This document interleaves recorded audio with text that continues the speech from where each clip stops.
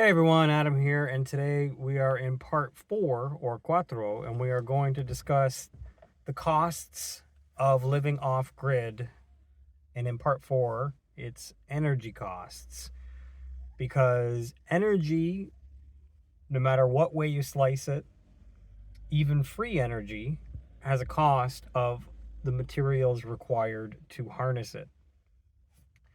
Off the top, I am completely for free energy. Whatever you can do to get yourself free energy, you should figure that out.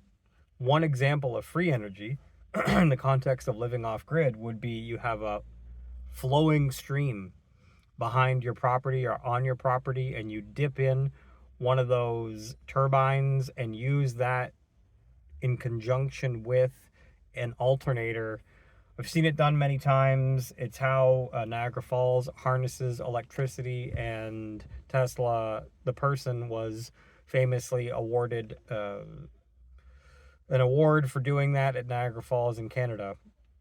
And thus, the Canadians in Niagara and many people around the area have power from alternating current. They call it hydroelectricity.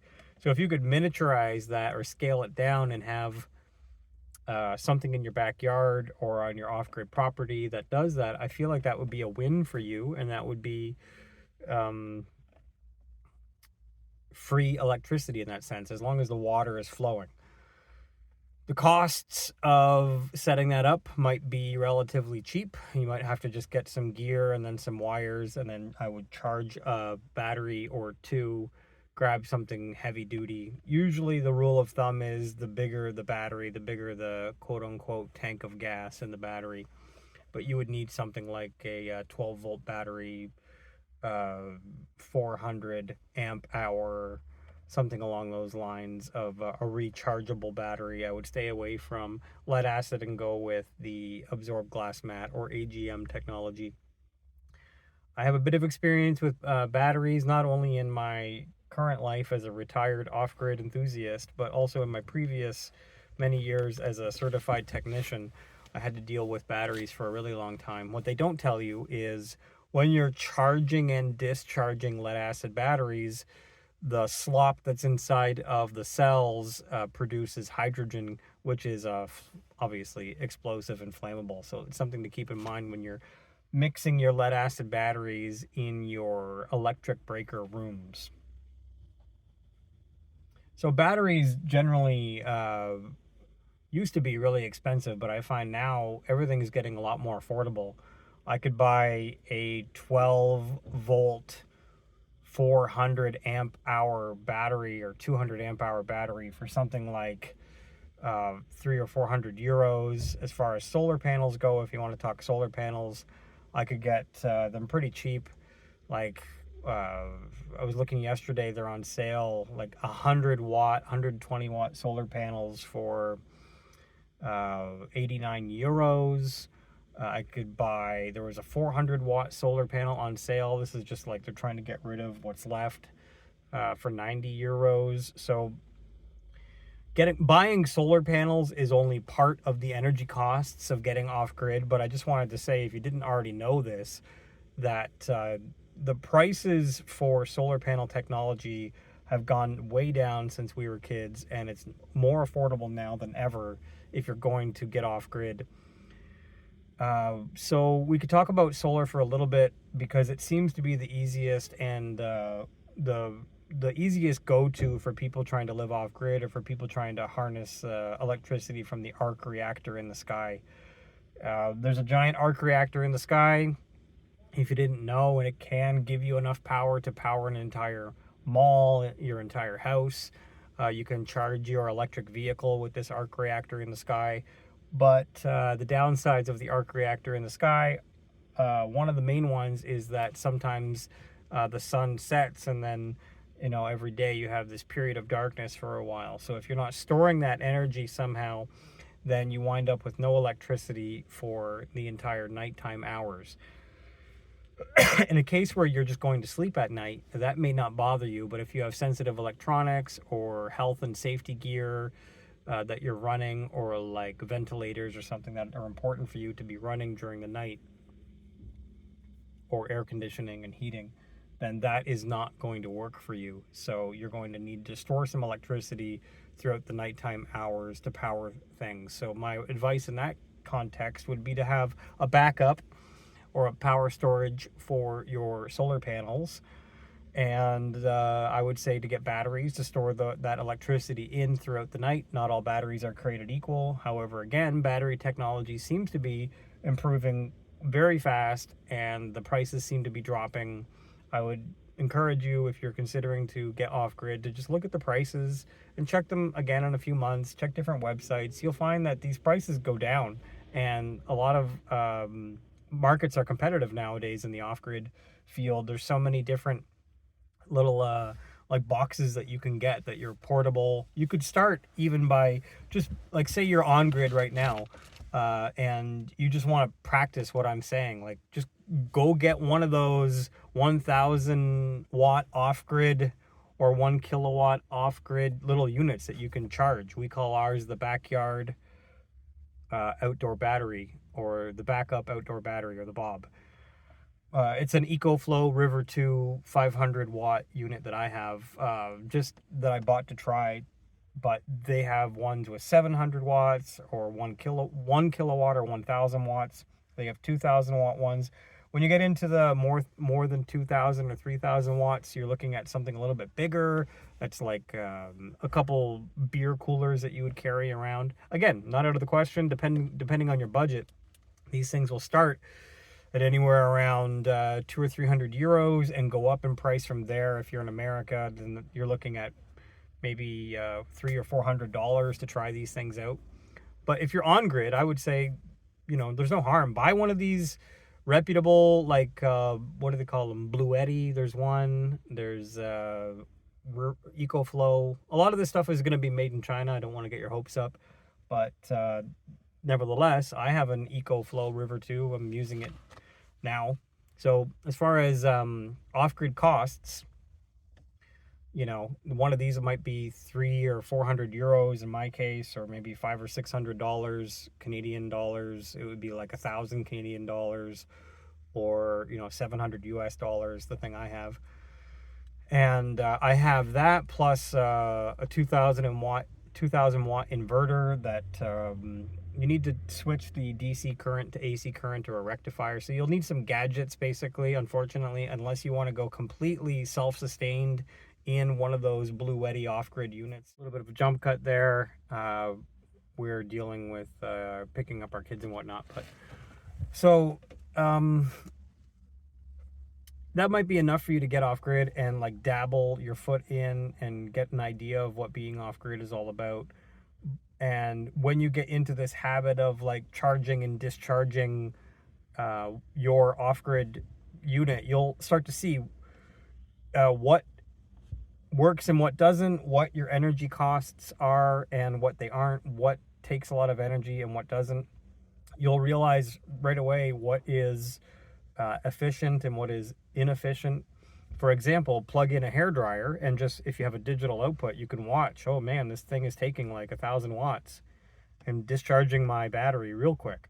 Or you could turn the fridge on and watch it, and while it's on, it'll take between 70 and 100 watts. And you'll see, oh wow, my fridge, when it's on, is really sucking my battery. Whereas when you're charging like your dongles or your devices, that can take like 10 to 20 watts. So learning the difference between watts and amps and AC and DC is going to be super helpful for you. So you're going to have to educate yourself on the language of being off grid. Getting familiar with the language of electricity is a bit of a challenge, but I think ChatGPT and Grok, all the AIs can be your friend. Some of the math is really simple to figure out, kilowatt hours, but I say the same thing to everybody who's considering getting off grid. Get a piece of paper or like, a notepad or a section on your phone where you say, this is what I'm going to write down Adam's little side project for me on. My side project for you is to try to figure out how much electricity you use per day. It is a quantifiable number. And people speak the language in the industry of watts and kilowatts That's just what people are using off grid. So 1,000 watts is 1 kilowatt. So you'll see things rated at 1.2 kilowatts or 2 kilowatts. That means it's 2,000 watts. You'll see space heaters that are rated at 2,000 watts, which means when they are in use, they are using 2,000 watts of electricity, and when they're off, they use 0. So you can measure things kilowatt hours in that scenario.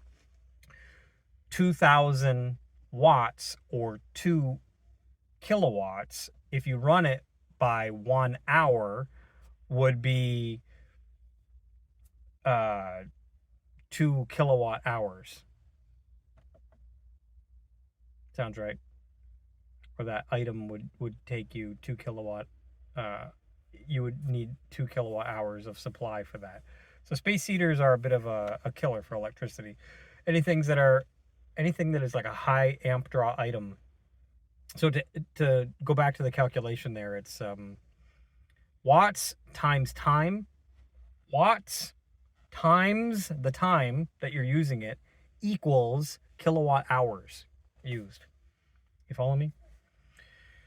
It's a calculation you can look up. So some of these things are really simple to figure out, some aren't. But if you're looking at like, okay, just start with how many watts do I need to have available for the day? You'll see like on average, globally or like worldwide, if you're a flat earther like me, worldwide people tend to use on average between 1 to 3 or like 2, somewhere in the middle, kilowatt hours per day. So you need to have at least 2,000 or 3,000 kilowatts in your grid per person, or at least available as an option per person.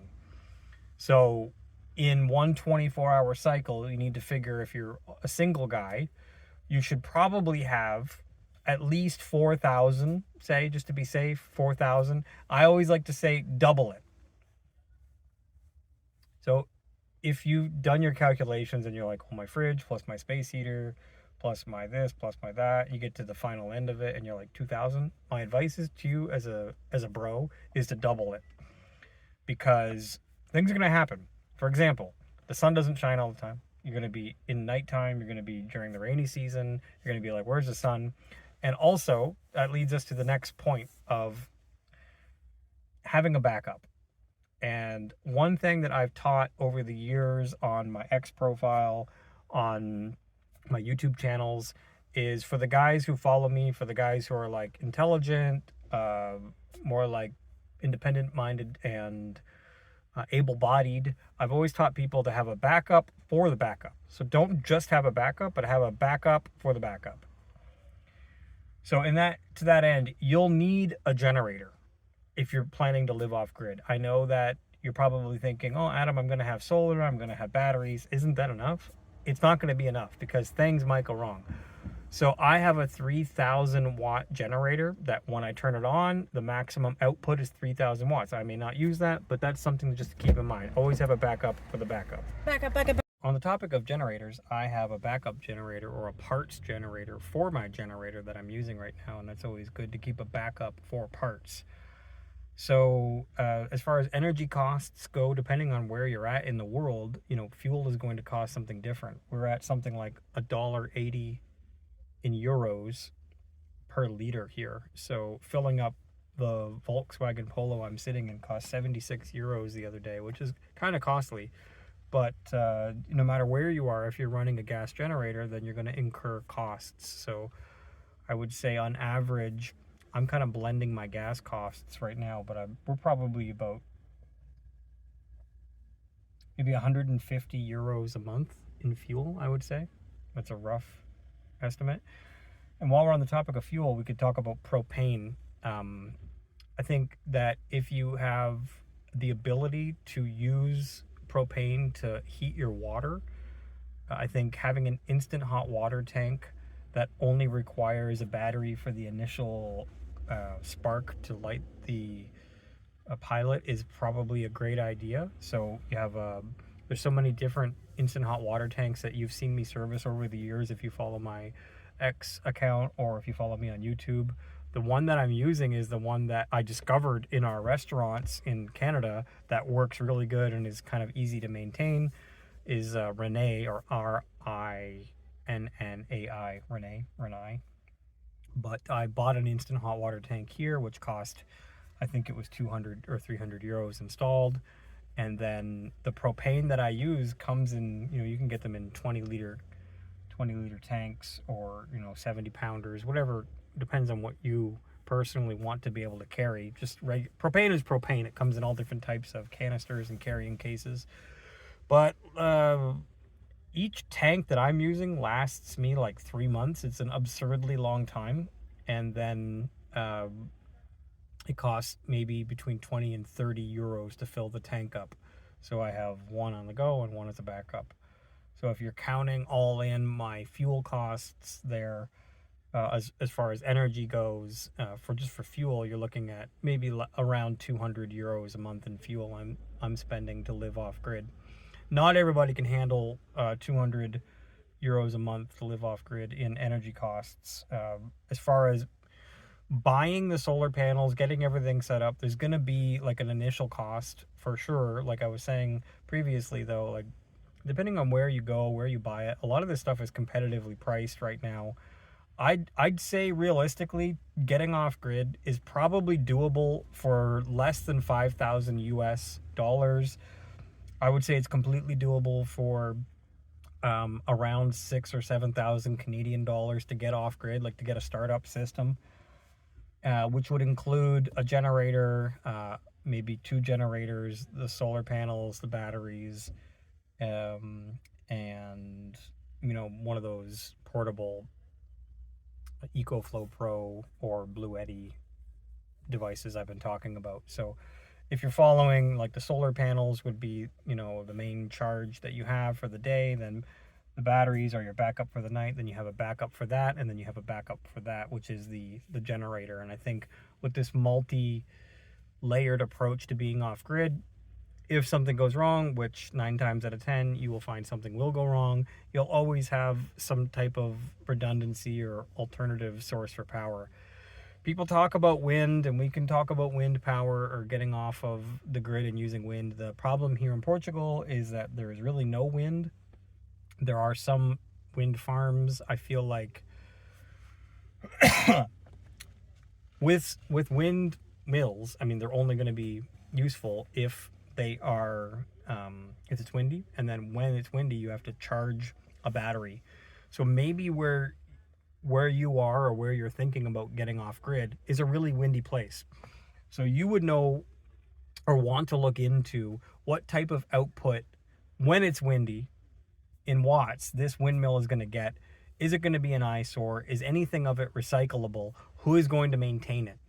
And is your price point really worth it, all things being considered, if you can instead do solar panels? Not everywhere in the world is going to be useful for solar panels. There's parts of the world, I have not traveled to them, but Desiree has, where it's like nighttime 6 months of the year. Like, what is a solar panel going to do you good there if it's nighttime 6 months of the year? These are some things to consider. Also, if you're in an area of the world that's under heavy cloud seeding, or it's raining all the time, you have this wet blanket between you, your solar panels, and the arc reactor in the sky. So solar panels are only as good as their maximum output when they're in the sunlight. So if it says it's a 100-watt solar panel, that is assuming that it's directly in sunlight. So it's not going to be 100 watts when the sun is setting, and it's not going to be 100 watts when the sun is rising. That's why people stack their solar panels, like 4, 5, 6, 7 solar panels. Or you can go to parking lots where you're completely under solar panels. At nighttime, they're all useless. So they're only capturing the arc reactor when it's overhead on perfect conditions. So that's why you got to charge those batteries and store that energy. And then the batteries are in DC format. You need to invert it or rectify it to AC to actually use it. In Europe, we're using 220 volts, and in Canada, North America, you're at 120. So these are things to consider. So as far as living off grid and the energy costs associated with it, I hope that gives you a better idea of what your usage is going to be. You just have to be honest, like I said earlier in the video, and just break down what you think that you're going to use on a daily basis, and then times that by how many people there are.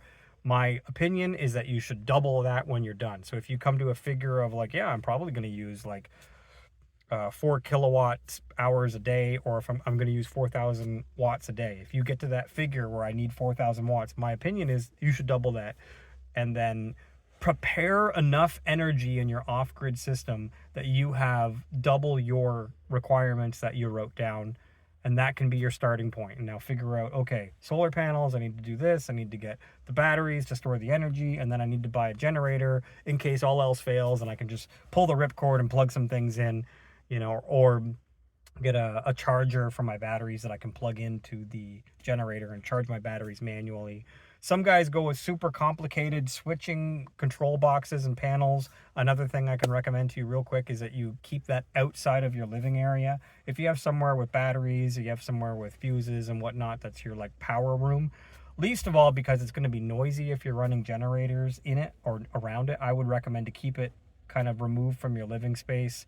Another thing I would recommend is if you have a water pump, to keep it out of your living space.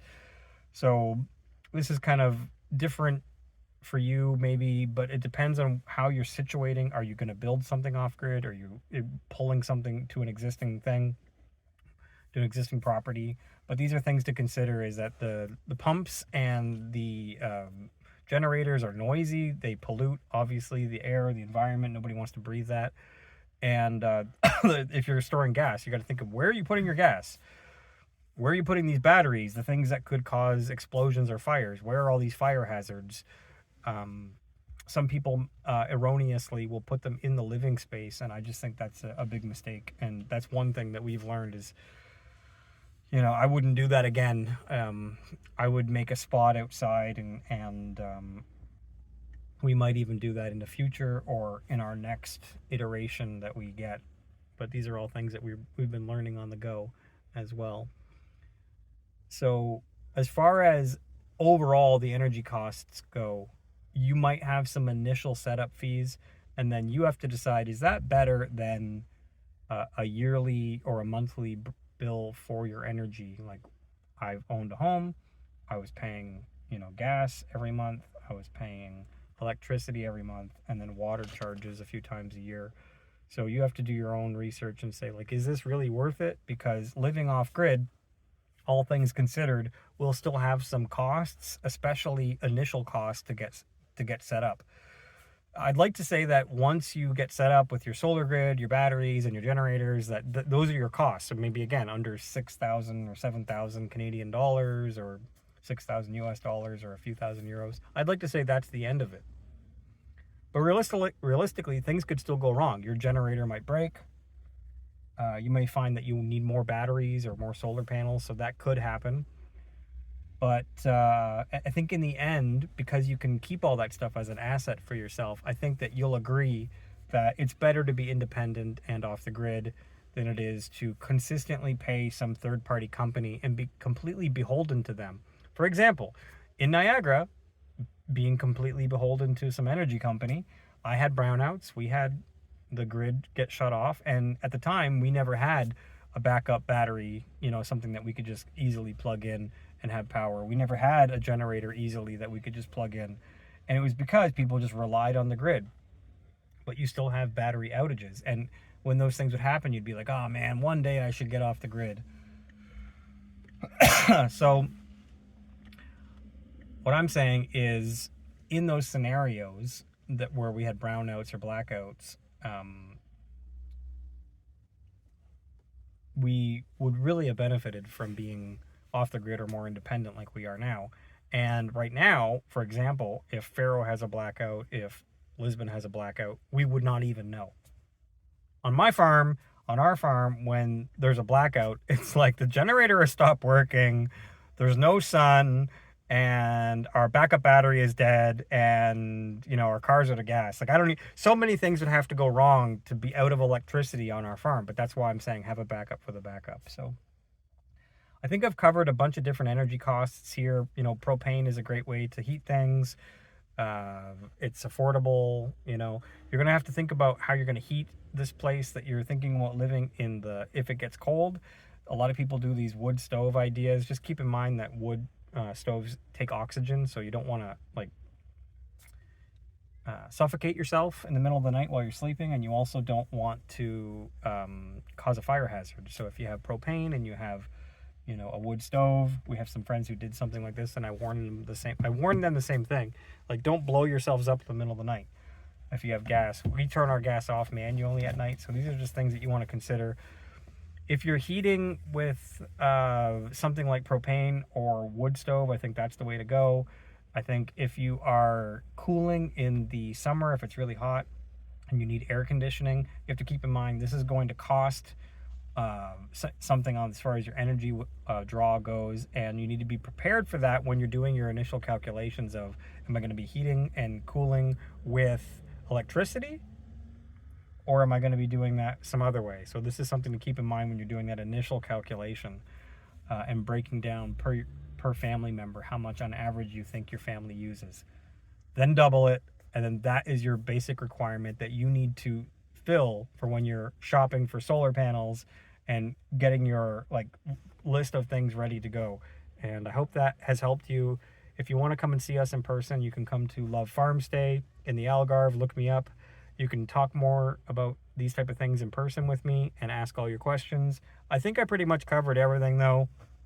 And in part 1, the introduction, and in part 2 with food, I think I said, like, again, your location where you decide to do an off-grid system is really going to matter, because there's so many different locations in the world. Some are better, some are not as good. You could freeze to death in some, you could overheat in the others and never worry about freezing.